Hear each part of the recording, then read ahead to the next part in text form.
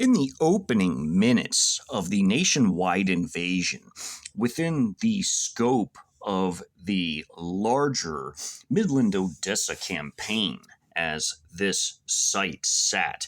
in an extremely important economic region of the country, the Permian Basin, as this area was rich in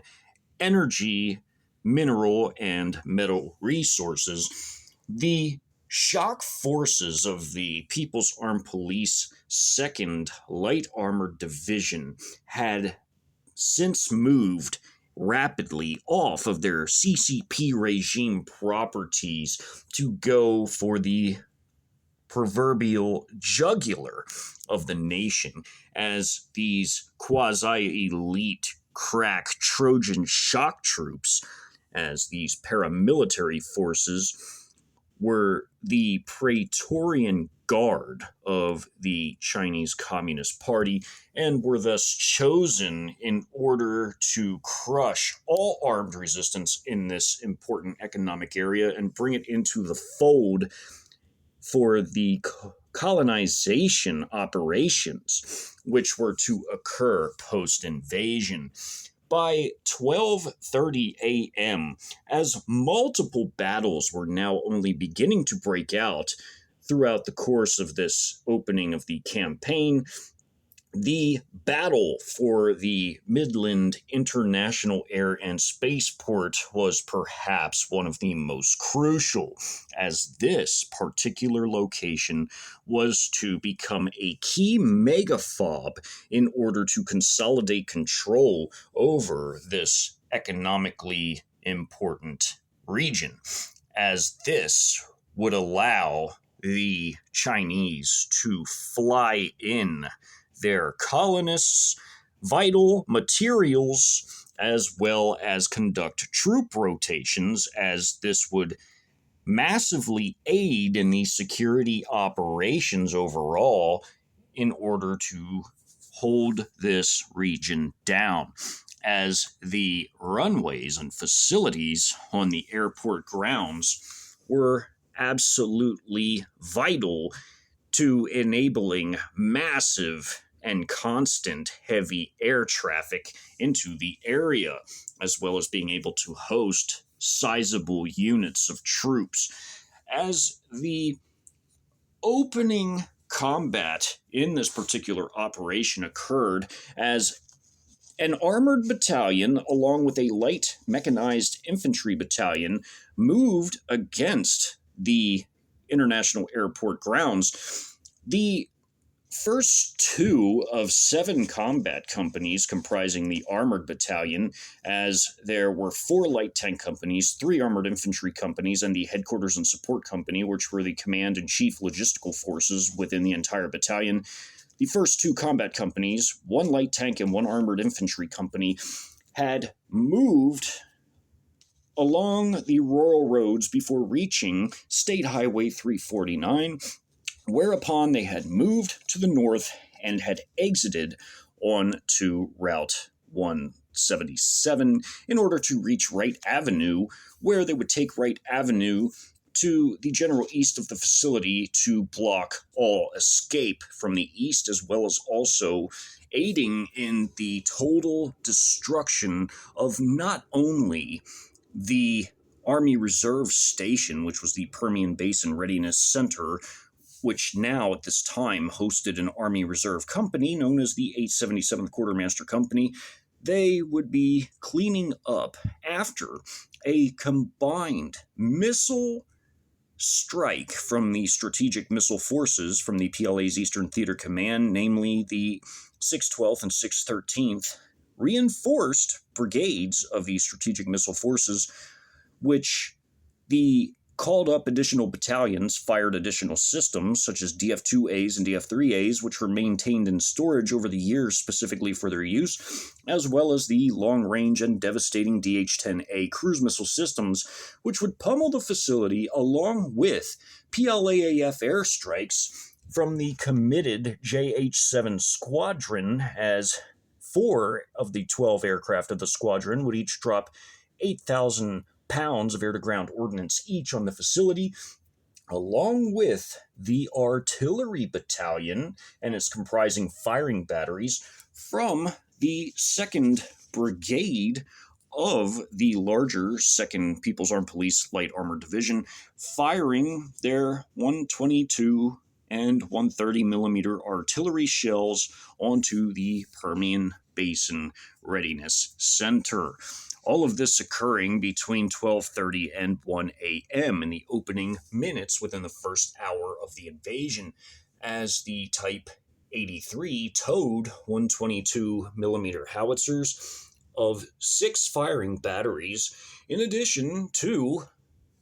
a single firing battery of the Type 59-I-1 130 millimeter howitzers laid down a torrent of shells which tore through the facility and vehicles parked in its motor pool, completely and thoroughly annihilating almost everything on the grounds, even before the arrival of the Armored Infantry Company, following up behind the Light Tank Company, which was the first to engage in combat near the airport grounds as they moved into the area. As a platoon from the Charlie Company of the larger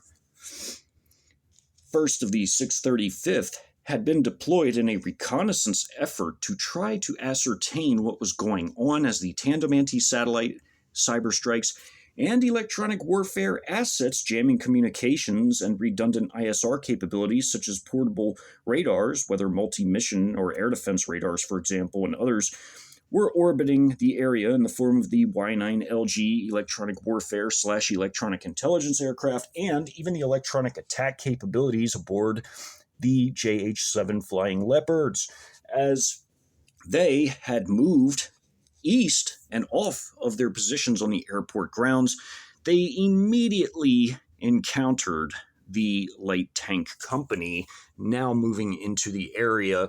and beginning to rain down a salvo of tank shells from their potent, high-velocity 105 millimeter rifled tank guns, which tore through the Bradley infantry fighting vehicles like a hot knife through butter, as they also ripped apart the deployed infantry squads coming out of each infantry fighting vehicle as well, as the follow-up Armored Infantry Company behind the Light Tank Company, moving initially up State Highway 349 before exiting, would follow up Wright Avenue after first taking 177 after exiting 349 to Wright Avenue in order to mop up any remaining defending forces that were left on the grounds of the Permian Basin Army Reserve Station, as the 3 combat platoons, each platoon boasting a Type 86G infantry fighting vehicle with 30 millimeter autocannon, 7.62 by 54 millimeter coaxial machine gun, and even a single rail-mounted shorter range HJ-73C ATGM with 4 Type 63 armored personnel carriers in tow per platoon. These delivered quasi-elite paramilitary shock troops of the People's Armed Police into battle, as these forces moved into the grounds of the Permian Basin Army Reserve Station. They did not deploy the troops from the vehicles, but simply used the firepower from their vehicles to tear apart the few vehicles that managed to escape the motor pool with drivers and some passengers, and others who fled the area on foot that were seen through the optics as well as the quadcopter assets, as the real-time AI battlefield data processing system was steadily feeding information to the vehicle crews on the whereabouts of enemy positions, enabling them to instantly return fire on these personnel wherever they were at any given moment, as these combat platoons, with the headquarters platoon following behind, would reform and continue to move slightly to the east to have fields of fire blocking that escape route. The Light Tank Company would continue slightly north of there to block escape towards the northwest, as they were to the east of the International Airport grounds. As the highly mobile, even more so than the track-based vehicles of the Armored Battalion, Light Mechanized Infantry Battalion raced forward and to the east of the International Airport grounds before conducting an arc-like maneuver with their comprising companies spacing out in an arc extending from the northeast of the grounds to the northwest of the grounds to have fields of fire to prevent any and all conceivable escape routes from being utilized. The remaining comprising companies of the Armored Battalion, as they swept in from the south, spreading out to the east, to the south, and to the southeast of the grounds, would conduct the sweeping operation to clear the airport grounds and capture it, as the light tanks, now moving into the area of the light tank companies along with their armored infantry companies in support, moved and positioned themselves for their assault on the grounds. They now moved and spread out to the south of the international airport and its southern perimeter, which at this point in time, by 1 a.m., was defended by 4 dismounted infantry squads, or in effect a single platoon, dismounted from their 4 Bradley infantry fighting vehicles, which had spread out along the berms to render support to the dug-in M1A2 Abrams main battle tanks, which were currently crewed at this time and were doing their best to put up a stiff defense against the coming assault, as although most systems on the tank were no longer working properly, they could still utilize their optics in order to see what was coming ahead of them. As between Business or Old 20 and Interstate 20 was an open semi-desert field wherein there was the County Road 4570 and Industrial Avenue to the north. And within this open field, which was amid a quasi-industrial / commercial area with an undeveloped field effectively in this area between these highways, as there was also a freight rail line that went through the area connecting industries along the route. In this open field, these forces had the optimal position to spread out for their coming assault, and there would be 2 attacking companies from the Armored Battalion, consisting of a light tank company with its 4 combat platoons of 5 Type 62G light tanks each, with the armored infantry spreading out their 3 combat platoons slightly behind them to render mutual infantry and armored support to one another, as the 2 headquarters platoons of these 2 attacking companies would sit further back in a safer position, as the topography in this area boasted some hilly terrain in order to slightly conceal the light tanks as they spaced out into the area from the M1 Abrams main battle tanks, which were roughly a mile away from their then current positions as they spread out at 1 a.m. for their assault. These vehicles would have to cross the hilly terrain, whereupon they would then be seen and would be attacked, as one light tank moving forward in the assault would be hit and destroyed, as the remaining 4 tanks would continue forward, as the M1A2 Abrams tank in this haul-down position in this protective berm would get a clear shot off, which would end up shredding this light tank to pieces, throwing its turret off and leaving a smoking hulk behind with KIA'd crew members, as all 4 crew members would be annihilated in this light tank. However, the remaining light tanks were part of a team, and as they could fire everything from their ATGMs to their devastating APF-SDS rounds, which included their DU ammunition or depleted uranium, as well as newer and deadlier tungsten sabot ammunition,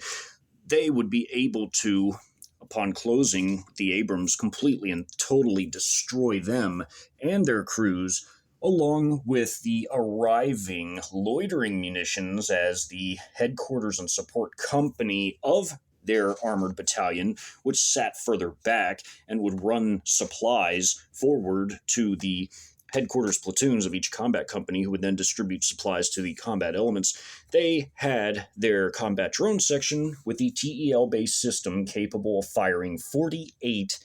CH-901A loitering munitions at a time. And the volley of 48 fired would be all equipped with heat ammunition or heat warheads, as these high explosive anti-tank warheads were more than capable of taking out the Abrams as well as the Bradley infantry fighting vehicles, which would be operated in this battle, as this defensive battle would initiate with both sides exchanging fire within a relatively short amount of time, as the People's Armed Police, light tanks, and armored infantry forces maneuvered into favorable positions to assault the airport grounds, as the infantry fighting vehicles would even deploy their rail-mounted HJ-73C ATGMs, which had a range of roughly 1.5 miles. They were well within range to hit the platoon of M1 Abrams tanks from Bravo Company that were defending the southern approaches of the international airport grounds, as the southernmost terminal buildings were well within view of the approaching light tanks and armored infantry platoons as they advanced. The armored infantry would be they who would end up clearing the airport grounds. Defending the grounds was, of course, a sniper section, which consisted of sniper spotter teams from the headquarters and headquarters company from within the 1st of the 635th, not to be confused with the HHC over the entire 155th Armored Brigade combat team, which was also present on the grounds, as the HHC of the entire 155th Armored Brigade combat team, which were effectively the brains or the nerve center of all the defending American Army forces in the area, would be completely taken out by a combination of the CH-901A loitering munitions with their heat warheads, as all their vehicles would be annihilated by these systems, as well as the several orbiting Wing Loon 2 and several Wing Loon 3s, which were committed to battle, as there were 10 each of these types, and they carried HJ-10 ATGMs, which had a range of 6.2 miles, and as they were being fired from the air, they had slightly better range than they would be if fired from the ground by systems such as the AFT-10, as these combat drones, these dedicated combat drones, these Wing Loon 2s and 3s, were basically flying ATGM carrying vehicles. They could offer a form of surgical precision, along with the loitering munitions, that the devastating strike aircraft simply couldn't, as they carried more potent and destructive munitions and were strictly off limits to hit targets on the airport grounds, as they could cause extreme damage to the runways, which were highly coveted along with the terminal facilities, as the air power and missile forces were off limits in striking the airport grounds. So too, to a large extent at least, were the artillery forces of the People's Armed Police themselves, as the 2nd Brigade of the 2nd People's Armed Police Light Armored Division was highly prohibited from striking most targets on the airport grounds due to their smaller caliber howitzers, as the People's Armed Police generally used slightly smaller caliber howitzers compared to their PLA brethren. They would be sanctioned to hit very specific targets, as the slightly less destructive 122mm and 130mm shells could conduct more precise strikes than, say, 152, 155, and 203mm howitzers, for instance, which were vastly more destructive than these lighter howitzer systems operated by the People's Armed Police. As the Bravo Company's headquarters platoon had a bermed off section for defensive purposes to protect from direct fire, although it would not be safe from air or artillery strikes, for instance. The Americans, having had anticipated attacks from bad actors or intelligence agents or saboteurs or fifth column, did not anticipate the largest ever invasion in all human history, and therefore had prepared the best they could for the contingencies they had expected, and therefore using the berms that they had prepared for fighting positions for their tanks as well as their troops for their headquarters platoon of the Bravo Company, as the headquarters platoon of the Charlie Company was in economy parking outside of the terminal area, along with their last combat platoon, which would try to show up as an ATV, a Gator ATV, which the Army loved, with two messengers, would spread the message that the airport grounds were under attack to the last combat platoon and headquarters platoon of Charlie Company, which were nearby in economy parking, and thus they would send their last combat platoon to try to interdict the arriving People's Armed Police forces as they made it onto the airport grounds. As there was a mortar detachment within the larger 1st of the 635th, using their M1064 mortar track vehicles, which are based off the M113 armored personnel carrier with 120mm mortars. These mortars would get off as many shots as they were able before counter battery fire swiftly came in from the People's Armed Police artillery to silence them for good, as the battle was underway again at 1 a.m. Within a matter of minutes, the two People's Armed Police companies, one light tank company, and one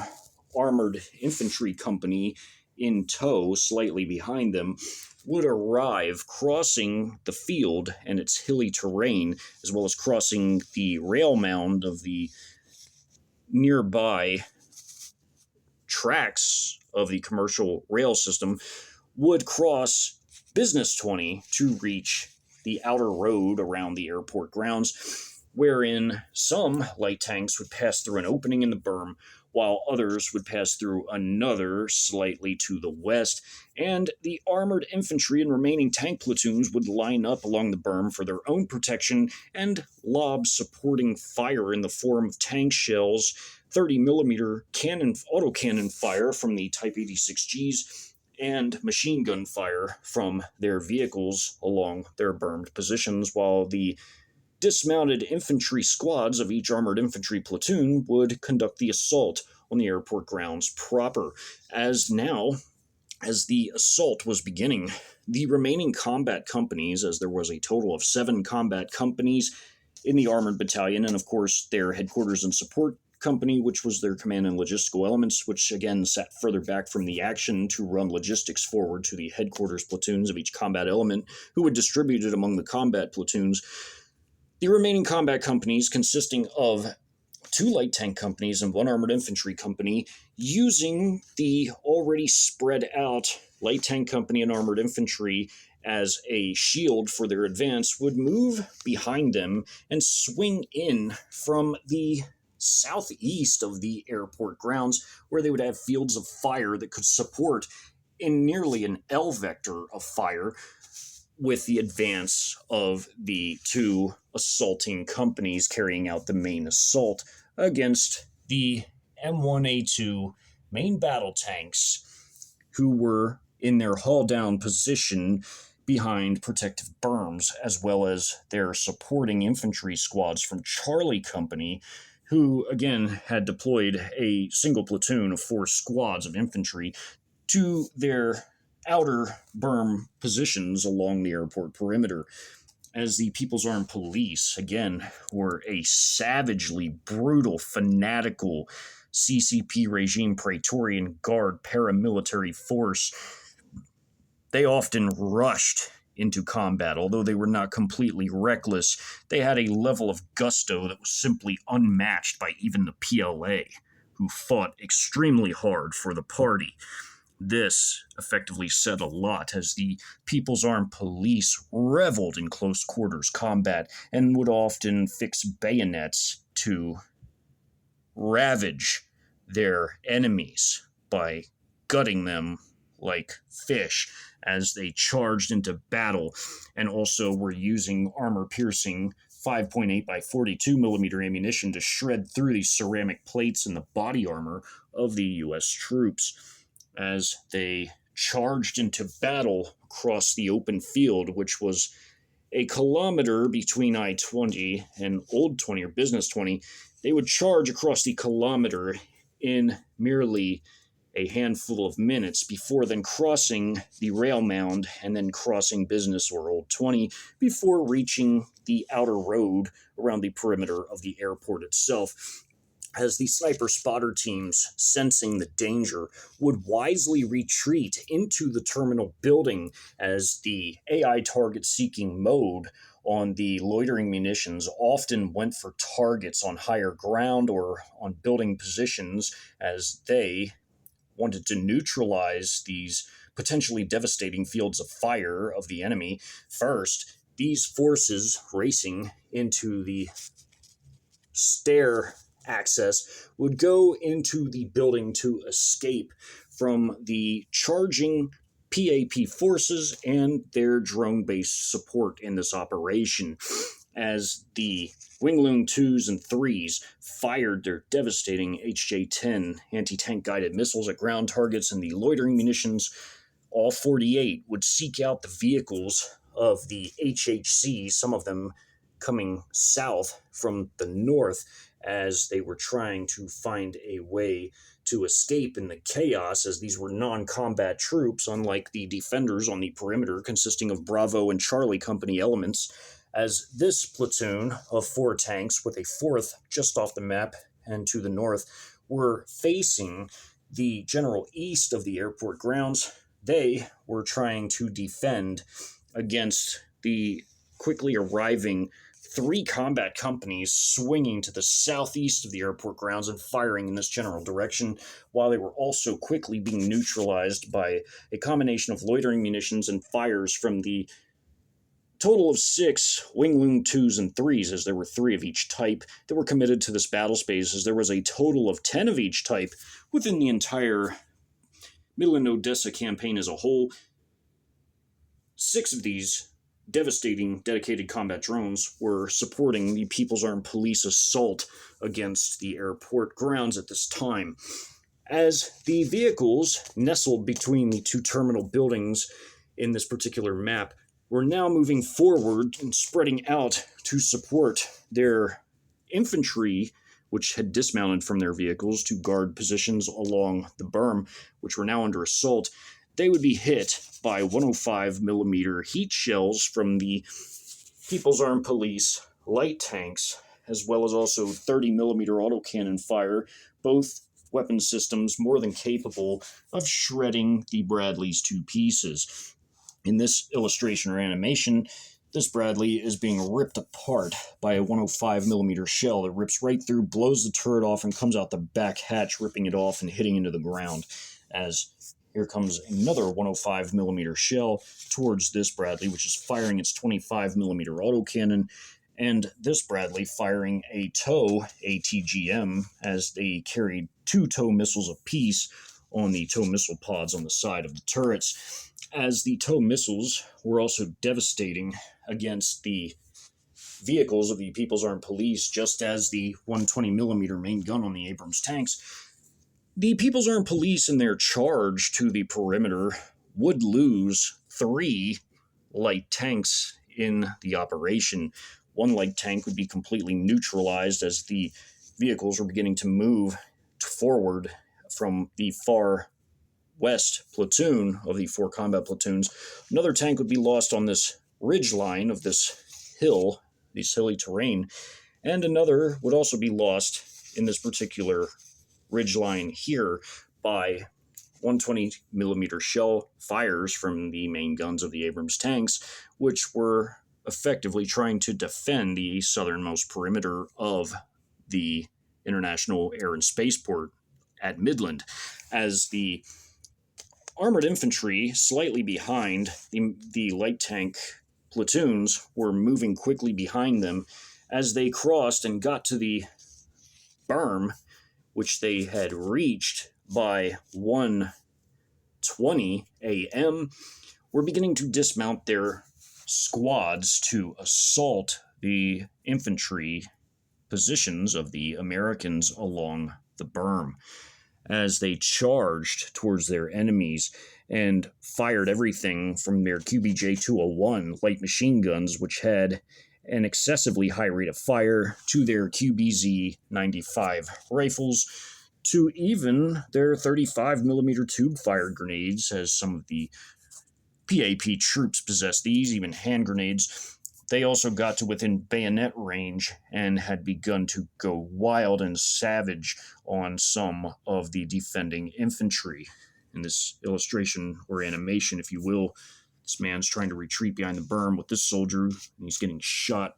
torn through his body armor in the back by armor-piercing 5.8 by 42mm ammunition. This PAP soldier just getting on the top of this berm, while this soldier here, slightly on the berm, getting into some hand-to-hand combat as he knocked the barrel forward and fired into the berm. The hand-to-hand combat would become quite savage, as the soldier has already gotten shredded by this bayonet that's fixed to this QBZ-95 rifle. Other soldiers trying to take position, others already annihilated in the fire. Shrapnel had ripped this soldier to pieces from hand grenades. And again, the tanks by this point and their crews were already largely annihilated by a combination of the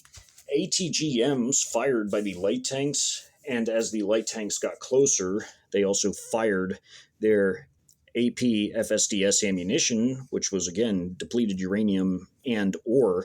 even newer and more devastating tungsten-based ammunition, which was more than capable of destroying the Abrams.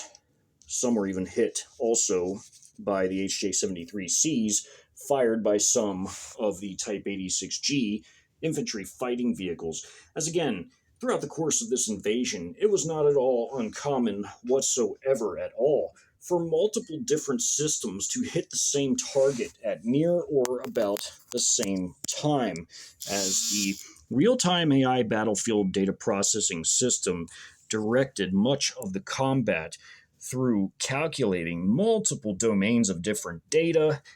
whether it was terrain data, whether it was the angle and traverse of weapons, even down to the infantry forces, to prevent both friendly fire incidences, but also to economize the firepower, to guiding the AI target-seeking guidance aboard the loitering munitions. The real-time AI battlefield data processing system revolutionized warfare and made the Sino-Russian coalition the deadliest fighting force on the entire planet, as the forces were now engaged in devastating combat. The casualties, the KIAs, and the few WIAs that were critically wounded and survived from the other tanks would be flown out as the service support company, with its single flying platoon of Z-8 high-capacity utility/cargo helicopters, would conduct medevac operations and would fly in safely behind the hilly terrain and pick up the casualties from the 3 destroyed light tanks, which were annihilated en route in their charge by the Abrams tanks that could get off shots right before they were either hit in turn by the remaining light tanks or hit by the arriving loitering munitions and dedicated Wing-Loom 2 and 3 combat drones, which circled the battlefield like vultures waiting to feed on a carcass, and there would be plenty of armored and human carcasses on the battle. It should also be noted, at the time of the charge, the Gator featured in this in this map was running information, as these were the spotters for the dug-in mortar pits where these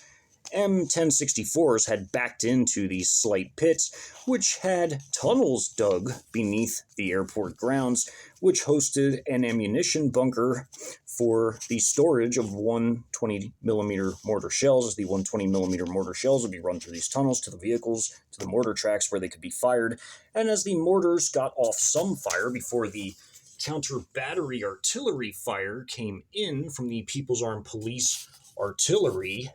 from the 2nd Brigade's Artillery Battalion, some of the mortars had to be walked in as gunnery had to be done the old way, but one would manage to cause some damage to a Type 63 armored personnel carrier as it was in the process of moving forward with the rest of its platoon. Although the squad inside was unharmed, the vehicle had some battle scars, to say the least, as the mortars would be quickly silenced in their endeavor. The artillery, both 122mm and 130mm shells, would splash throughout this area and completely annihilate the vehicles in these mortar pits. As these mortar pits were shallow and the vehicles were able to back in when they were preparing these positions, the tunnels with the remaining troops from Detachment 1, or the mortar detachment, would have to be rooted out by the People's Armed Police, who would use everything from hand grenades, bayonets, as well as even a flamethrower in the shallow tunnels of the mortar positions, as the tunnel even ran under one of the runways connecting the Bravo Company's headquarters platoon's prepared positions to the Detachment 1 positions, as the platoon sergeant and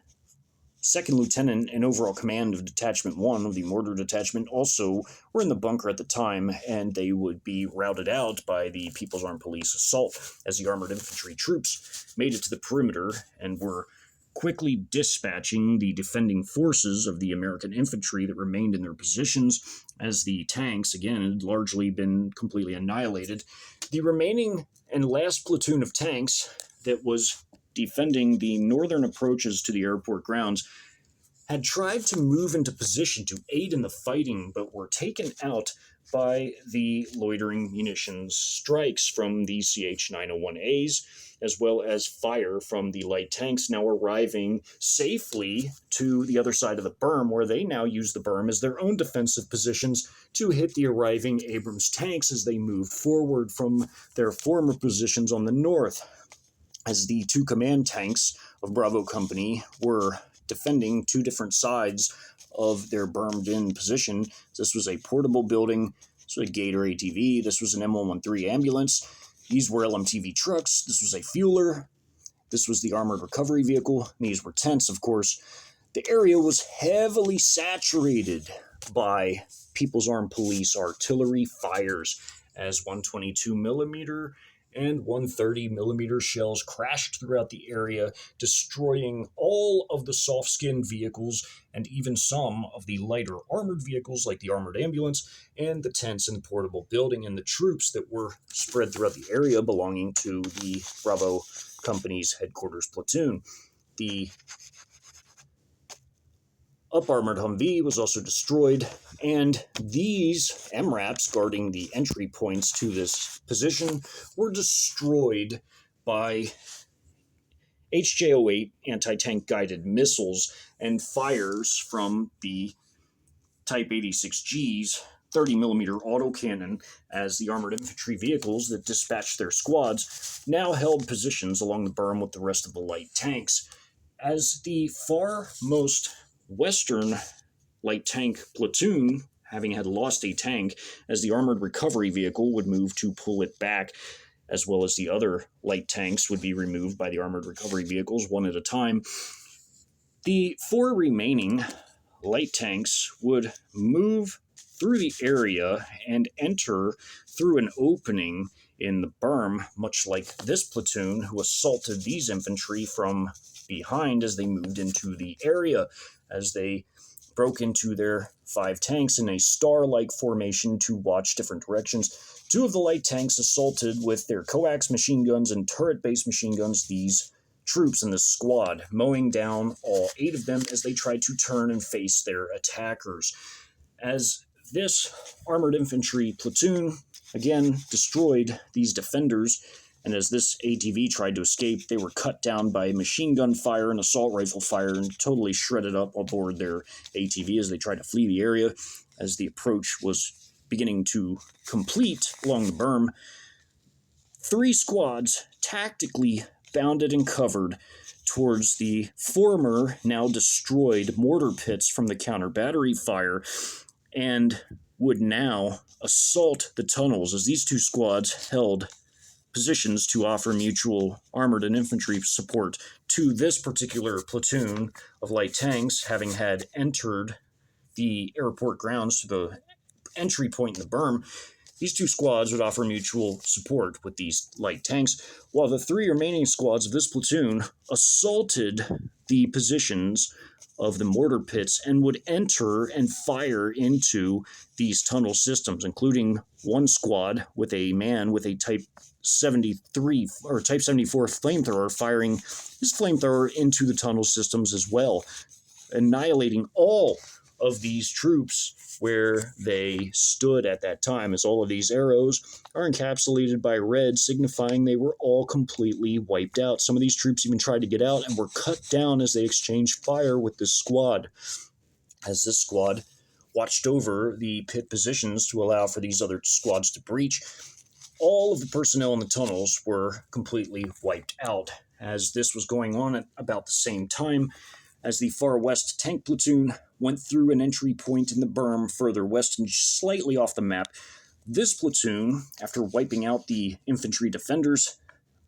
bounded and covered tactically towards this terminal building, which had 80 defenders, a mixture of headquarters and headquarters company troops, as in the HHC company over the entire brigade, as the HHC for the 1st of the 635th was in economy parking with the remains of Charlie Company, which was the rifle company or the equivalent of the armored infantry for the 1st of the 635th. As the last combat platoon of Charlie Company moved into the area from economy parking, they split up into 2 components, one consisting of their 4 Bradley infantry fighting vehicles, as this group of troops had moved on their gator to economy parking to warn them about the assault that was underway, as the dismounted infantry squads moved past this covered parking area in a drainage ditch, and others trying to reach the terminal to get to better positions, as they would combine their strengths to head off the assault. Again, it has to be noted that at this time, as the Americans were woefully depleted on anti-tank guided missile systems for their troops, they mostly used AT-4s, which were a one-time use disposable anti-armor weapon, as they effectively were an 84mm recoilless shell, one-time use weapon. The Americans still had enough of these to go around, but each infantry platoon only had a single Javelin ATGM which could be used, besides the tow missile systems aboard their Bradley infantry fighting vehicles. As the far western tank platoon entered the facility and would begin to clash with their remaining 4 tanks with the infantry and their Bradleys further up the road, there would be devastating combat, which would result in the loss of a second tank of their platoon, leaving 3 remaining, but they would have some infantry support. As they entered, this building was being cleared to the slight southwest of the main terminals, which extended from this building further north and even slightly off map. As one squad was clearing this building, another took position outside according to standard building clearance procedures and moved up alongside the building as this squad inside was clearing the building. And as the squad exited, they bounded and covered tactically to assist their armor in quashing the combined assault from the Bradley IFVs up the street and the infantry trying to use the drainage system as fighting positions and trying to hide along this particular building. As the light tanks would fire their devastating 105mm high-velocity rifle tank guns, firing frag T shells, HE shells, and heat shells at the American forces in the area. many were simply annihilated along with their Bradleys on the streets where they were, as the shells ripped through both the vehicles and the troops in this particular area. As this building is being hit by a 105 millimeter HE shell, it shreds into the building, blowing out segments of the wall, ripping personnel that were too close to the concussive blast wave to pieces and throwing shrapnel into everybody, including the soldier barely out of the concussive blast wave, though, but is having shrapnel ripped through his shoulders as he is trying to duck out of the area. This Bradley is aflame from being hit and destroyed by the People's Armed Police light tanks that were now on the street, and now having infantry accompanying them, were gradually wiping out the American defenders, the remainder of Charlie Company, as their last combat platoon was thrown into battle to try to head off the assault and support the troops that were holding out in the terminal buildings, as one squad, with taking position in a drainage ditch, was trying to lay down fire, including with AT-4s at the light tanks. A Bradley had destroyed one with a TOW missile system, while an AT-4 was also fired into one, and an AT-4 hit another but only damaged it slightly, as the frontal armor on the Type 62Gs was strong enough, including with the FY-4 ERA armor, to protect them from complete destruction from an AT-4 hit, and therefore they continued fighting, firing their Frag T ammunition towards the back of the drainage ditch as they lowered their guns roughly 5 degrees to be able to make that shot, while the heavy machine gun turrets aboard the tanks on the top of the turrets with their W-85 12.7 millimeter heavy machine guns, with the gunners cutting down the rest of the troops who were now trying from this squad to bound to better positions in the terminal with the other 80 defenders inside this terminal building, as this squad was now completely destroyed, trying to give them fire support to cross tactically, while the Bradleys by this point were already annihilated by the tank fire as they were top priority targets for the light tanks. The infantry were finished off by this squad of infantry and this squad of infantry laying down supporting fire for the remaining light tanks, as one had been destroyed, as this platoon had now lost 2 light tanks in battle. As this was underway, at the same time, the rest of this platoon, not counting these 2 squads, was bounding and covering to take this terminal building, with 1 squad breaching and other 2 outside, according to building clearance procedures, with this squad moving up as the building was gradually being cleared by this squad as they moved forward, as the 80 defenders were now being flushed out anywhere they were found throughout the building, as the squad broke down into 2 stack teams and worked closely together, moving through the hallways and also clearing out every waiting area, lobby, ticket counter area, janitor closet, bathroom, and office security checkpoint in the entire building. As in this particular illustration or animation, this stack team tactically are watching behind them, as well as the 2 soldiers in the front conducting a high-low maneuver. And according to target acquisition, they could either fire at targets on either side of the hallway or on one side at the same time as they would find them. As this soldier is laying down fire for this other one to tactically cross, in the background, the high-low troops are laying down fire at the same time against both soldiers, as one had already been KIA'd in this hallway, sprayed down with 5.8 by 42 millimeter rounds from the rifleman, as the other half squad or stack team had the light machine gunner with his QBJ-201. These squads could lay down enormous firepower in these confined spaces, just as the defenders could as well, and the fighting would be heavy for the terminal buildings. As the fighting wore on, as the entire battle to capture all of the facilities on the airport would last until about 3:30 a.m., the fighting to clear this building as it was underway would happen concurrently to this squad maneuvering in wedge formations towards this terminal building here, the main terminal building, which now had just over 200 defenders inside of it, as the sniper spotter teams from the sniper section from the HHC of the 1st of the 635th had retreated into the building. And now, as these forces breached, they would take heavy fire from the defenders, as there were far more defenders in this building, but all 5 squads, 50 men total, would clear this building of just over 200 defenders. All of the HHC vehicles by now of the HHC of the entire 155th Armored Brigade combat team had been completely and thoroughly annihilated by a combination of the orbiting dedicated combat drones, the Wingloom 2s and 3s with their HJ-10 ATGMs, as well as the massive number of loitering munitions, totaling 48, as the CH-901As slammed into multiple different targets, as well as also tank shell fire and 30mm autocannon fire and more, as the dismounted troops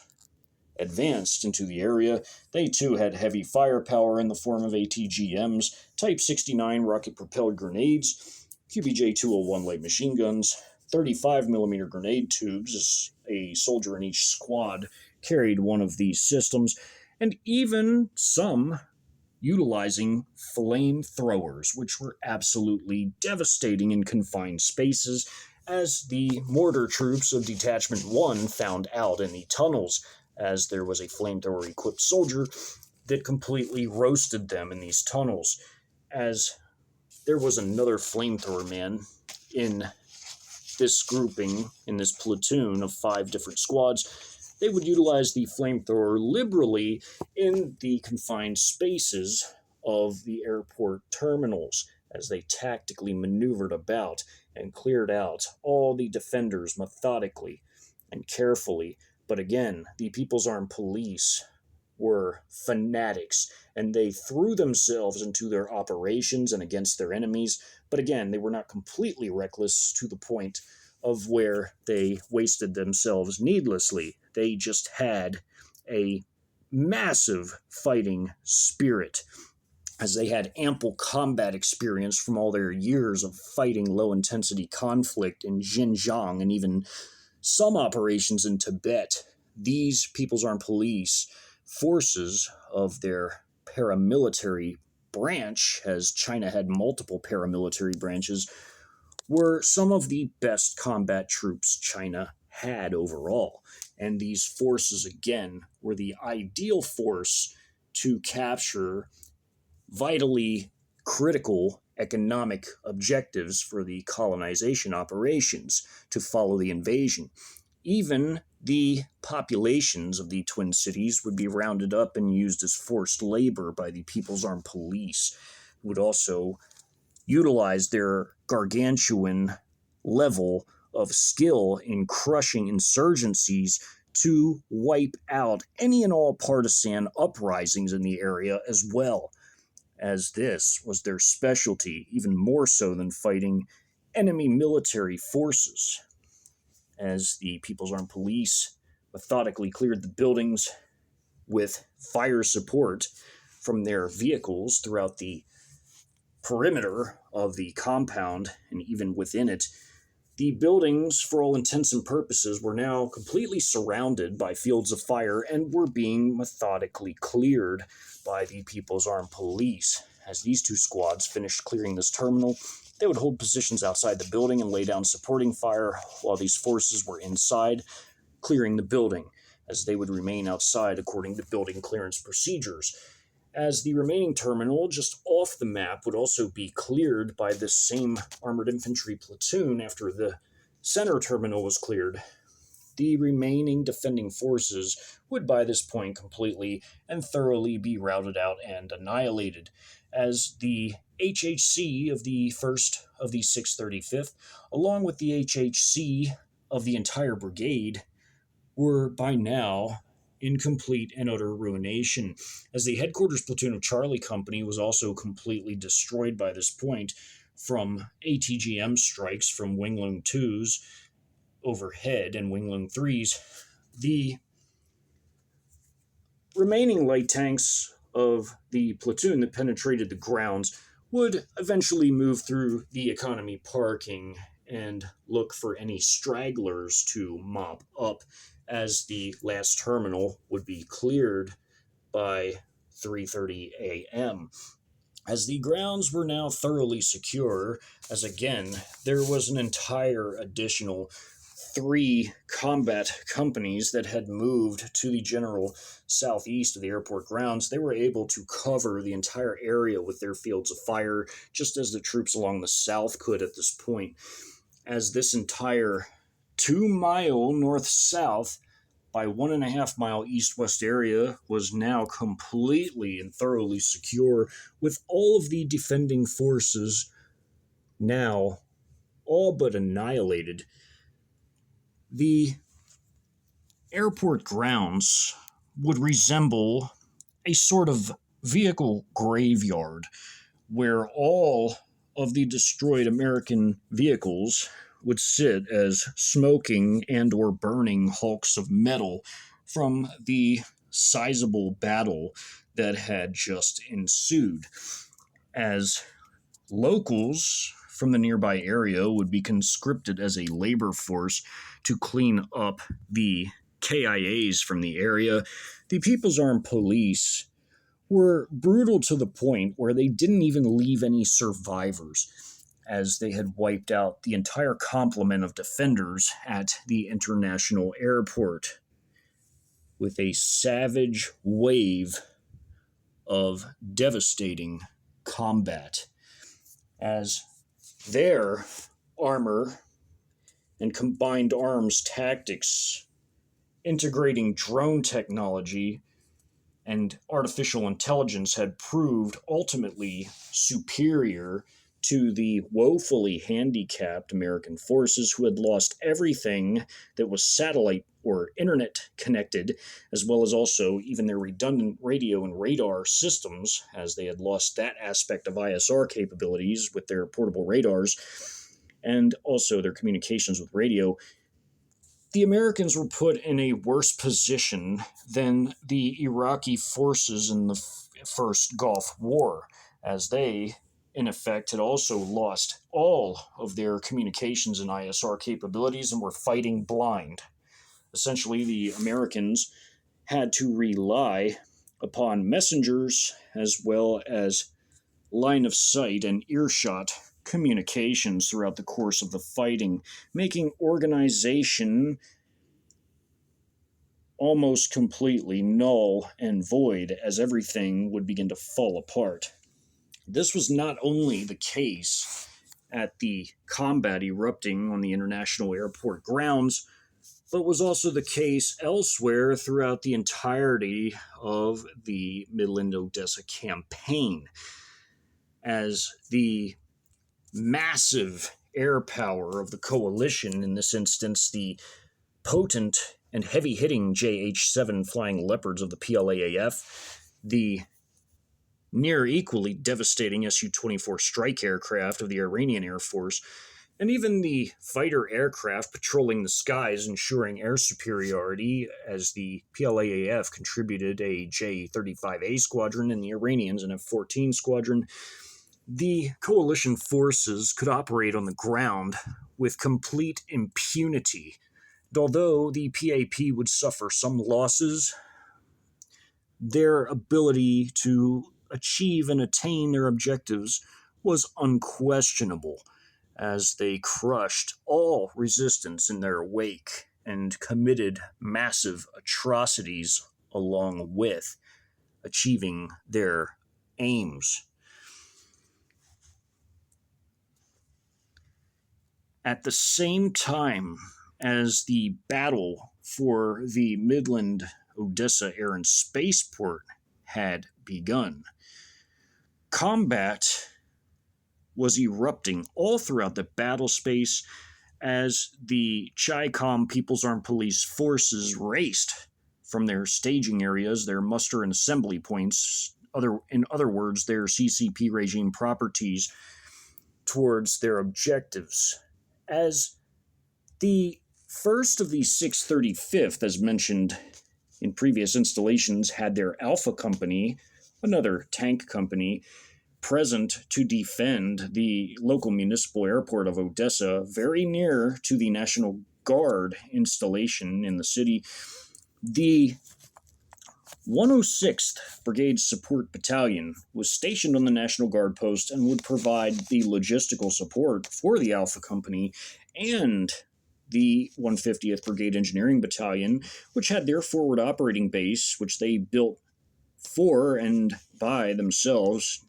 immediately adjacent to the Ice Detention Center. These forces would be massively pummeled by a combination of air, missile, and artillery strikes on their National Guard site, completely shredding the 106th Brigade Support Battalion to pieces, even before the arrival of the People's Armed Police Light Mechanized Infantry Battalion of the 1st Brigade of the larger 2nd People's Armed Police Light Infantry Division. As again, most People's Armed Police units were organized at the brigade size, while there were still some divisional units left. The 2nd, a People's Armed Police Reserve Division, was a potent strike force indeed, and they had been long awaiting the day where they could annihilate the enemy that they had been propagandized to believe was trying to hold their nation back, a nation that was the most powerful nation on earth by far, and that no other nation could realistically ever hope to defeat. But they still believed the propaganda, and thus they would shred America to pieces, body by body, brick by brick, stone by stone, concrete block by concrete block. As the People's Armed Police Light Mechanized Infantry Battalion tasked with destroying the Alpha Company was a very highly mobile force, again equipped with the WZ-551 infantry fighting vehicle and armor personnel carrier versions. However, the crack quasi-elite troops they delivered into battle were equipped and exceedingly well trained with anti-tank guided missiles among their armaments, and would use these along with loitering munitions and even Wing Loon 2 and 3 strike drones to devastating effect against the Alpha Company. Again, a full complement of combined arms, combat integrating drone warfare and AI capabilities together, along with the troops on the ground, even with their vehicles. As Alpha Company was on the chopping block at the same time as the international airport was under devastating armored assault, the fighting to capture the Odessa Municipal Airport, though not quite as important of a site as the international airport, it was still to be converted into a smaller forward operating base from where the People's Armed Police could control Odessa from this central and vital location. In the next video installation of this hypothetical invasion documentary series highlighting fourth-generation warfare doctrine, the light mechanized infantry assault into Odessa against the Alpha Company, as well as also the abject annihilation of the supporting battalion of support troops, the 106th Brigade Support Battalion, will be explored in the next installation as these forces were pummeled by devastating air power,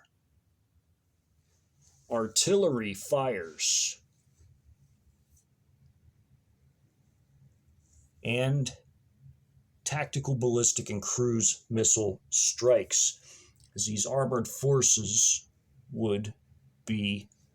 massively pummeled by multiple different systems, all working in concert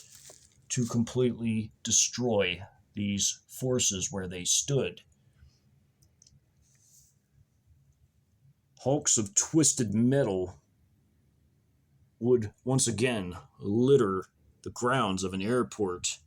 along with the mangled, twisted corpses of the defending forces who would be under savage assault